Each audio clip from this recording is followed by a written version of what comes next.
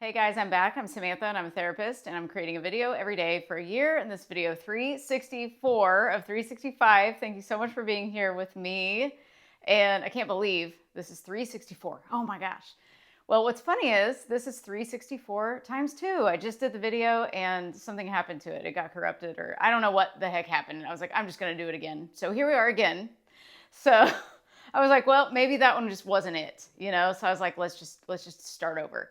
So here we are. So, and of course it's, bedtime already. And I'm like, man, I had it. And I was like, we're going to get this done earlier. And it didn't happen. So, hey, this is the point of this video too, is that I was talking in the last video about how we should trust when things don't work out. And we should say thank you for the things that have not happened yet that we wish would happen, because there's a reason that they haven't happened yet.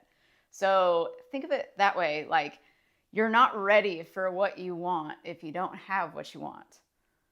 And I heard Esther say that years ago.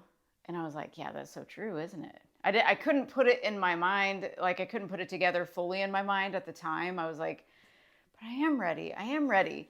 But really, you don't know if you're ready or not sometimes.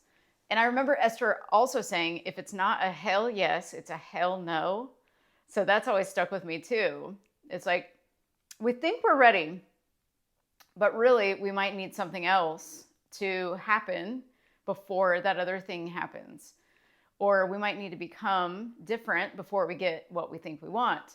So we've got to trust in the flow and the timing of our lives. So I want you to start trusting more and letting go more instead of trying to control as much as you might be trying to control.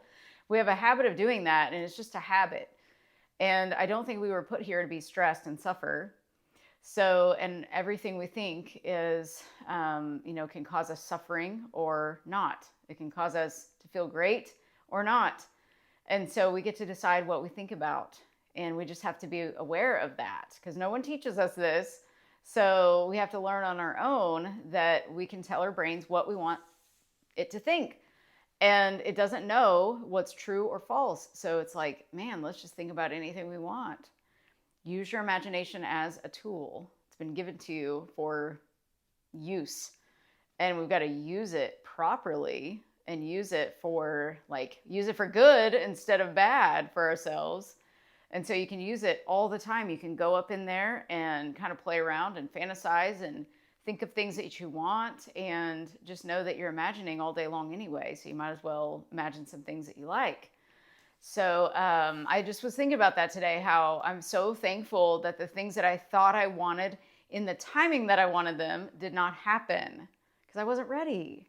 So just know that you're, as Esther says again, this is an Esther video, you're getting ready to be ready.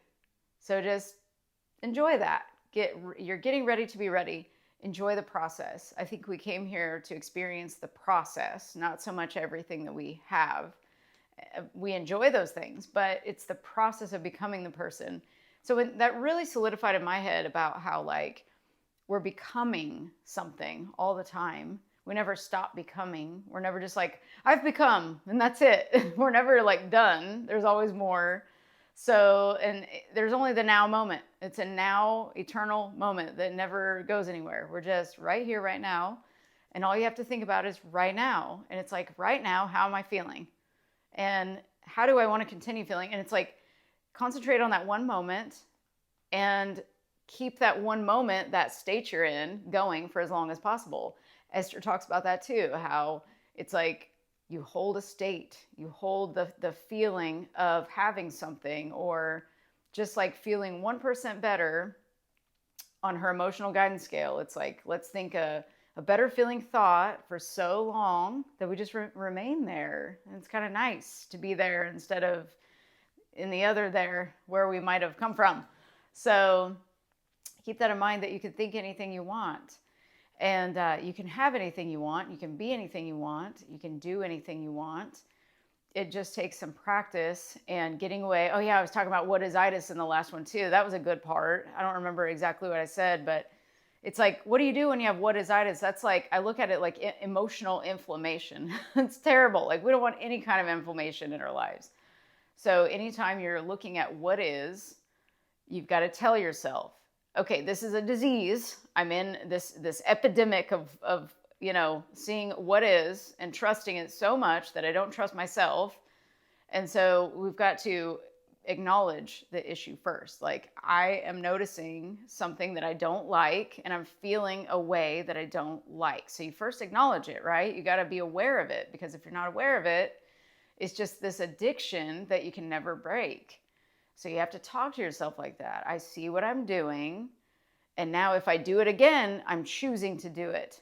So why would I do that? What belief must I have that makes that more beneficial to me than choosing other thoughts and choosing to focus on what I want instead of what I got? So that helped me a lot over the years, to just remember. I had to talk to myself thousands of times to remind myself, this is what's happening. I'm doing this. I'm causing myself hurt and pain through my thoughts. And we're stuck in the story. So check your story. What are you telling yourself, about people, events, items, anything? Anything and everything. Check your stories, because there's always something there. And it could be very subtle and small that you could be thinking on a daily basis that you don't even know you're thinking. So really check in with yourself. Check in with your body too. We want to feel as safe as possible too. I know a lot of people argue that, like, you don't need to feel safe to manifest, and that's so true. You don't, because we're manifesting all day long. So, like, you don't have to feel safe necessarily. But I like to feel safe. I think safety is a state in itself. So I wonder what would happen if, like, you just started feeling safer, maybe. And safer meaning, like, not in anxiety all the time, or not worried all the time about something. That would be a state that we don't want to be in. That's kind of like scarcity. So think about, like, if you're in anxiety, like, what is causing this state? Like, why, we're in this state. So it's like, we need to, work on feeling safer. And so when we feel safe, I look at safety as abundance. So just say, if I'm feeling anxious, this is scarcity. That's all that this is. This is just fear. And I can't overcome fear because it's not even real, really. It's just my thoughts are overactive, and they're causing me to feel this feeling that it doesn't even exist. We don't even need it. So you kind of talk yourself down and out of it and into something else. But the first part is being aware of where you are, and breathing. Just like a lot of times we're holding tension in our bodies too. So, and we don't know it. So just really practice, like, letting go of tension in your body. Check wherever it might be sitting, because it is just there. I have a habit of, like, clenching my abs all the time. I'm just like clenching. And it's like, I've gotten so used to doing that. It used to be just for, like, to actually keep them tight and flattened, and, years ago. Now it's just like, I'm doing it out of, like, I'm tense. So we have to watch what we're doing with our bodies. And, if you're tense and tight somewhere, it's probably indicating that you're not feeling too safe. So, and if you're not feeling safe, that means you might be in scarcity or lack, or, in fear, something like that. And so it is therefore beneficial to start feeling safer. But we go back to Neville and, LOA and everything. And it's like, whatever state or whatever you assume is true for you. So you've got to check your assumptions. Like, what must I assume is true here to make me feel fearful about something? So it's just checking in with your beliefs. So beneficial to do that, I feel. And also we can just shift our consciousness to something else. Some people can do that easily. Some people have a harder time. It does not matter which one of those you are. You're in it, and whatever you're in is supposed to be there or wouldn't be there. And whatever you don't have and you're not experiencing yet, you're not ready for it yet. And that's okay too. So you can just say, I'm getting ready to be ready. That's all you have to do. I'm getting better and better every single day. Everything that shows up is for my benefit. No matter what it looks like, no matter if it's the opposite, it is still showing up for my benefit. And whatever I assume to be true is what is true for me and what will work for me. And that's what I believe will work. Therefore, it's alignment with yourself. So you have to check and see, is that belief actually in alignment with who I am? Or am I avoiding some other thought that I could have or belief that I could have that might benefit me more. So then there's like another layer that we could go into. So just have to check yourself before you wreck yourself. You know, you got to check yourself, because we do wreck ourselves a lot with our thoughts. So yeah, just check that. I wish I had my other video because I said more on a few things, but oh well, here we are. That's okay. It must not have been the right video. So I'm going to read you this. I did read this in the other video. This is another Esther. This became an Esther video. It says, we are really advocates of just getting as happy as you can be, which takes care of everything. Even if you don't have reason to be happy, make it up. Fantasize it. Make a decision that you're going to be happy one way or another, no matter what. No matter what, I'm going to be happy. If I have to ignore everybody, if I have to never watch television again, if I have to never pick up a newspaper again, I'm going to be happy. If I never have to see that person's face again, I'm going to be happy. If I have to see that person's face, I'm going to find something to see in that person's face that makes me happy. I'm going to be happy. I'm going to be happy. I'm going to be happy. I'm going to be happy. I love that. So we get to decide. And sometimes it is hard because we cause ourselves to suffer through our old stories and thoughts. So we have to really check in with, what story are you telling yourself? Got to check that always. What am I constantly thinking during the day? And how am I speaking to myself? Those are the biggest things to ask. Like, you'll just find that you're starting to talk to yourself about something, or you'll think about somebody and you'll attach a belief immediately to them. Whatever you assume about yourself or others, it will show up. You'll see it. So look at your life as a data center. Like, oh, I got to look around here. What kind of data do I see around here? What information does my life have for me? Because whatever it's showing you, like, have fun with it. Discover some things. Go on a discovery mission and get really curious. Instead of judging your life, stay curious about your life. And it will start to get fun when you actually start to piece it all out. And you're like, okay, I got this handled. Now I can handle this. Okay, what's this trying to show me about me? What's this trying to show me about my beliefs or my assumptions? What have I been thinking about dominantly all the time? You know, check in with all those things. It's magical how fast that works when you actually are honest with yourself and you can actually dig in and not, like, actually face yourself.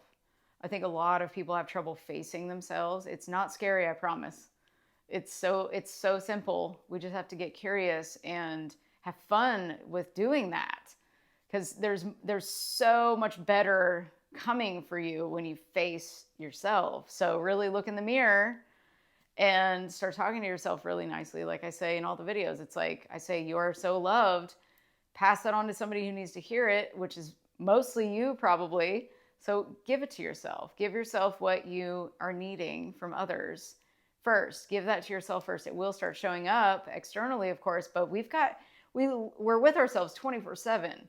So I am a big advocate for, like, you got to give it to you first so you can always feel good. That's your foundation. It's like, create that foundation of feeling good.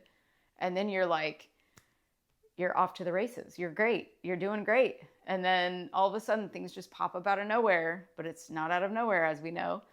We're doing it. And so have fun in this game that we're playing and enjoy it. Truly enjoy it. So I'm going to let you go. I was going to go to bed early, but this isn't happening. So I'll be back tomorrow for my last video. Not my last video, but my last video of this. So this project that we've all been in this whole time. So thank you for joining me as always. And remember, you're so loved. Pass that on to somebody who needs to hear it. And maybe tell yourself that same thing 10 times. I am loved. I love you exactly as you are. Say that to yourself in the mirror. It's so powerful. And remember to appreciate yourself, because what you appreciate appreciates. And I'll see you tomorrow. Bye.